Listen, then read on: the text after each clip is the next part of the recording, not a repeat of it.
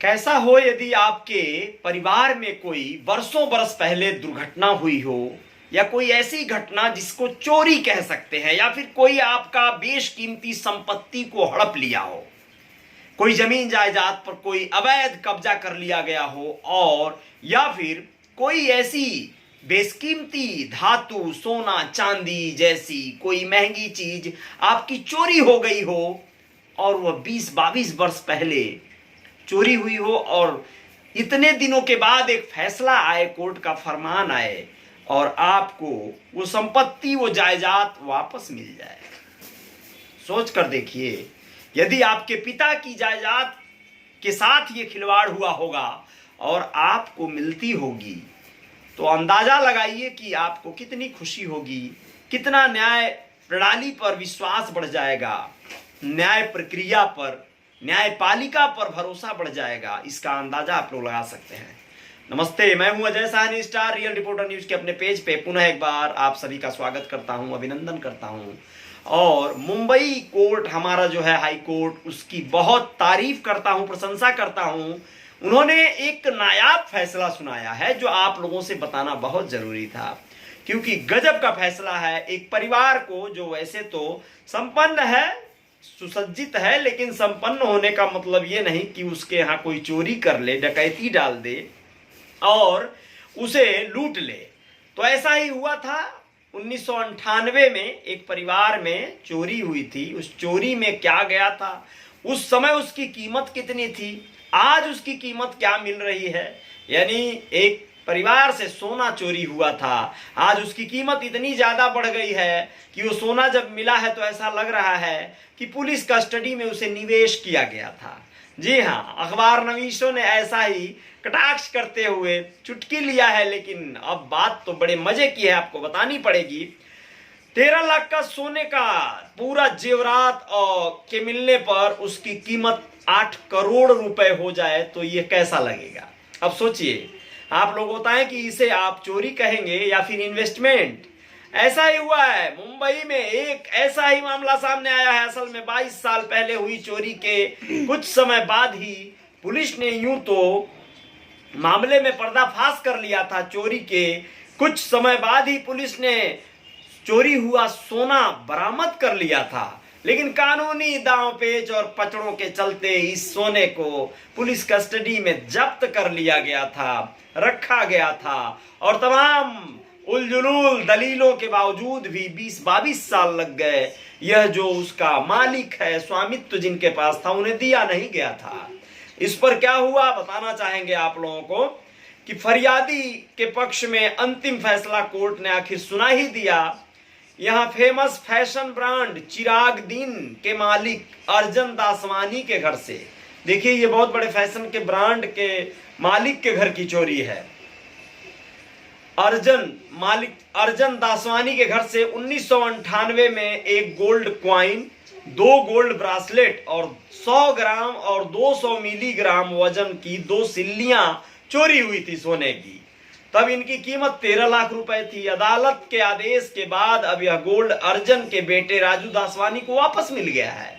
आपको बताएं कि अर्जन दासवानी के कोलाबा स्थित घर पर यह चोरी 8 मई 1998 को हुई थी।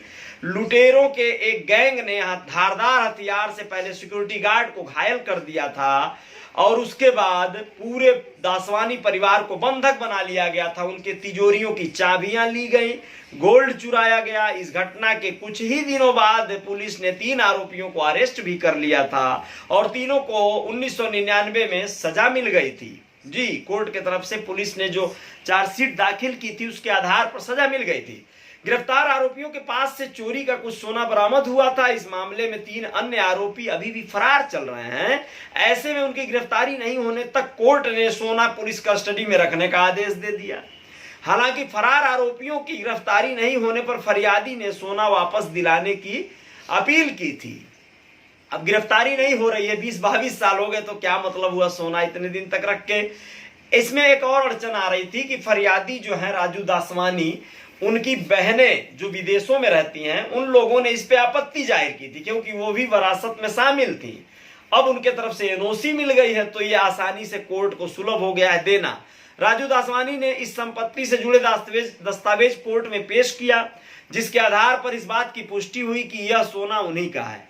जज ने अपने फैसले में कहा कि इस संपत्ति को पुलिस कस्टडी में रखने का कोई मतलब नहीं है। 2 फरार आरोपियों की गिरफ्तारी में इतने सालों से कोई प्रगति नहीं हुई है। कोर्ट ने कहा कि अगर कोई शिकायतकर्ता अपनी संपत्ति वापस लेने के लिए सालों साल इंतजार करता रहेगा तो यह न्याय प्रणाली का मजाक और कानून प्रक्रिया की इससे बड़ा दुरुपयोग क्या हो सकता है। राजू की कनाडा और अमेरिका में रहने वाली 2 बहनें संपत्ति की कानूनी वारिस थीं, इसलिए यह और भी पेचीदा था। अब उन्होंने अपने भाई को गोल्ड दिए जाने पर अनापत्ति प्रमाण पत्र दे दिया है, यानी एनओसी दे दिया है कि हमारे तरफ से कोई आपत्ति नहीं, हमारे भाई को दे दिया जाए, जिसके बाद अब इसे राजू को सौंप दिया गया है। तो ये कहानी थी मुंबई की, और बहुत ही शानदार और बहुत ही ऊर्जावान कहानी। अब आप लोगों को बताएं कि ये बहुत जरूरी थी, क्योंकि ये बात होनी चाहिए जिससे न्याय प्रक्रिया में, प्रणाली में लोगों का भरोसा बढ़े। और बहुत जरूरी है आप लोगों को ये बताना कि उद्धव कैबिनेट का एक बड़ा फैसला आया है मुंबई महाराष्ट्र से। बताना चाहेंगे आप लोगों को कि राज्य में सभी दुकानों के नाम का बोर्ड अब मराठी में होगा। मुंबई में 500 वर्ग फीट वाले घरों का प्रॉपर्टी टैक्स होगा माफ। यह एक फैसला है, यह एक ऐसा फैसला है कि इस तरह की बातें बहुत पहले राज ठाकरे किया करते थे। महाराष्ट्र की राजनीति में एक अहम शख्सियत और चेहरा हुआ करते हैं। मराठी में बोर्ड का जो है पूरा लगाना होगा आपको। यह जो है फैसला है, कहना है कि राज्य में मराठी भाषा के चलन को बढ़ाने के लिए महाराष्ट्र सरकार ने बुधवार को एक बड़ा फैसला किया।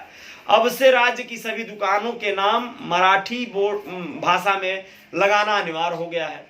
कैबिनेट की आज हुई बैठक में तय हुआ कि अब हर दुकानदार को अपनी शॉप का नाम बड़े बड़े मराठी अक्षरों में लिखना होगा। इससे पहले ज्यादातर बोर्ड हिंदी अंग्रेजी में होते थे और खानापूर्ति के लिए बोर्ड के एक हिस्से में इसे मराठी में लिखा जाता था। मराठी में बोर्ड लगाने का फैसला 2017 यानी फडणवीस सरकार में ही ले लिया गया था, लेकिन व्यवहार में यह सही ढंग से लागू नहीं हो पा रहा था।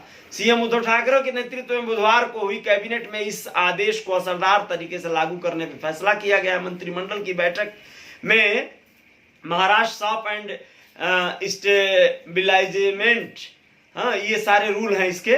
तो 2017 यानी 2017 की महाराष्ट्र दुकानें और व्यवस्थापन, इसके तहत ये फैसला लिया गया है। बड़ी बात है, चलिए ठीक है, लोग इसका पालन करेंगे, अनुपालन करेंगे, नहीं करेंगे तो फाइन लगेगा।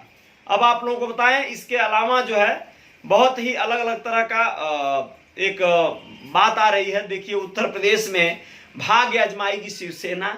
50 से 100 सीटों पर उम्मीदवार खड़ा करेगी पार्टी इस बार विधानसभा चुनाव में। ये भी एक मजाक जैसा ही लग रहा है, लेकिन हो सकता है भाई, बड़ी अच्छी बात है। ये बात कहा है जो शिवसेना के बड़े एक कद्दावर नेता हैं, उन्होंने जो है यह बात बयां किया है कि हम इस बार जो है उत्तर प्रदेश के चुनाव में हम खड़ा करेंगे, जो है पश्चिमी उत्तर प्रदेश का दौरा भी करेंगे और अपने उम्मीदवार लड़ाएंगे। संजय राउत जी का ये कहना है, 50 से 100 सीटों पर उम्मीदवार जो है उतारे जाएंगे, ऐसा उनका कहना है। चलिए, बड़ी अच्छी बात है। लॉकडाउन को लेकर अभी कोई बहुत बड़ा वो नहीं चल रहा है, लेकिन लॉकडाउन लगाने के कयास लग रहे हैं महाराष्ट्र में, मुंबई में, लेकिन अभी भी सरकार अपने तरीके से कार्य कर रही है। बहुत मुश्किल में नहीं है, सरकार अभी कंट्रोल में है, काफी स्थितियां कंट्रोल में है। इसलिए मुंबई में अभी कारोबार करने वाले, धंधा बिजनेस करने वाले अपना काम करते रहें और ठीक है। कुल मिला जुला के थोड़ी धीमी पड़ी है कोरोना की रफ्तार। मुंबई में 94% ऐसे लोग मृत्यु हुए जिन्होंने नहीं लगवाई थी वैक्सीन। पॉजिटिव रेट 28% से गिरकर 18.7 पर पहुंच गया है, यानी बड़ी थोड़ी सी राहत है कहा जाए तो। ये बहुत बड़ी बात है, बहुत अच्छी बात है। आप लोगों को बताना चाहेंगे कि एक बहुत ही भीषण जो है दुर्घटना हुआ है मुंबई गोवा हाईवे पर। सड़क हादसा हुआ है। पेशाब करने के लिए कार से उतरे 3 युवकों को ट्रेलर ने उड़ाया। एक ने मौके पर दम तोड़ दिया तो 2 की हालत गंभीर बनी हुई है। बहुत भयंकर दुर्घटना है ये कि ये लोग हाईवे पर उतरे तो ट्रेलर जो है स्पीड में आ रहा था, उसने जो है इन्हें टक्कर मार दी। भाईखला इलाके में मदनपुरा में एक गोदाम में भीषण आग लग गई। दमकल की कई गाड़ियां आग बुझाने पहुंची। भयंकर आग थी ये, काफी मशक्कत के बाद इस पर काबू पाया जा सका। आप लोगों को बताएं कि कोरोना संकट के बीच क्या महाराष्ट्र में हो रहा है। तय समय पर होंगी महाराष्ट्र बोर्ड की 10वीं और 12वीं की परीक्षाएं, जल्द जारी होगा टाइम टेबल। ये सारी चीजें चल रही हैं, कोई असुविधा की बात नहीं है। मुंबई पुणे एक्सप्रेसवे पर कार हुई दुर्घटनाग्रस्त। अभिनेता हेमंत बिरजे, उनकी पत्नी और बेटी को आई चोटें। हेमंत बिरजे एक अभिनेता हैं, बड़े विख्यात अभिनेता हैं और ये हिंदी और मराठी फिल्मों में काम कर चुके हैं, आप लोग इनको जानते हैं। टार्जन से सुर्खियां मिली थी इन्हें, बॉलीवुड की फिल्म थी टार्जन। हेमंत बिरजे बड़े अच्छे टाइगर उसमें टार्जन बने हुए थे और आप लोग देखे हैं, बॉडी बिल्डर थे, बड़े अच्छे अभिनेता थे। उनकी पत्नी और बेटी को जो है चोट लगा है और इसमें जो है अनियंत्रित होकर सड़क पर कई बार पलट गई उनकी कार। तो ऐसे जो है उनको चोटें आई हैं। मुंबई पुणे की यात्रा पर थे ये, लेकिन स्वस्थ हैं लोग। कुल मिला जुला कर ये बड़ी अच्छी भी खबर है कि उन्हें बहुत ज़्यादा मतलब कहीं ना कहीं राहत है और स्वस्थ हो जाएंगे। बहुत बुरी तरह से दुर्घटना ग्रस्त हुई है उनकी कार। कुल मिला जुला कर ये बड़ी दुखद पहलू है। हेमंत ने मिथुन चक्रवर्ती के साथ कई फिल्मों में काम किया है। वे सलमान खान की फिल्म गर्व में भी नजर आए थे। हालांकि उनकी फिल्मों को बॉक्स ऑफिस पर ज़्यादा पसंद नहीं किया गया। फिर एक समय ऐसा आया जब उनकी फिल्में फ्लॉप होने लगी। फिर अचानक ही हेमंत बॉलीवुड इंडस्ट्री से गायब हो गए। वक्त के साथ लोग हेमंत को भूल से गए, लेकिन वो बड़े शानदार एक पर्सनालिटी वाले, डील डॉल वाले अभिनेता थे। चलिए, इसी के साथ बहुत बहुत शुक्रिया। मुंबई की खबरें थी ये। आप लोग अपना ख्याल रखिएगा, कारोबार का ध्यान दीजिएगा। दुकानें हैं तो बोर्ड लगा लीजिएगा मराठी भाषा में, कोई दिक्कत नहीं है, अच्छी भाषा है। महाराष्ट्र में है तो महाराष्ट्र एक अपने आप में एक सौहार्दपूर्ण शहर है और मुंबई खास करके उसका औद्योगिक राजधानी है देश का। और यहाँ पे देश के कोने कोने से लोग अपना व्यवसाय रोजगार करने आते हैं, तो यहाँ के रूल और रेगुलेशन का सम्मान भी करना आपका दायित्व बनता है। बहुत बहुत शुक्रिया, धन्यवाद, बहुत बहुत आभार सभी मित्रों का। बहुत बहुत अपना ख्याल रखिएगा। मेरे रियल रिपोर्टर न्यूज के पेज पर आप लोग जरूर मुझे फॉलो कर लीजिएगा, इंस्टाग्राम पर भी फॉलो कर लीजिएगा। और आप लोगों से मैं कह रहा हूं कि मेरे जो रियल रिपोर्टर न्यूज स्टार वाला यूट्यूब चैनल है उसको सब्सक्राइब कर लीजिएगा। बहुत बहुत धन्यवाद, शुक्रिया।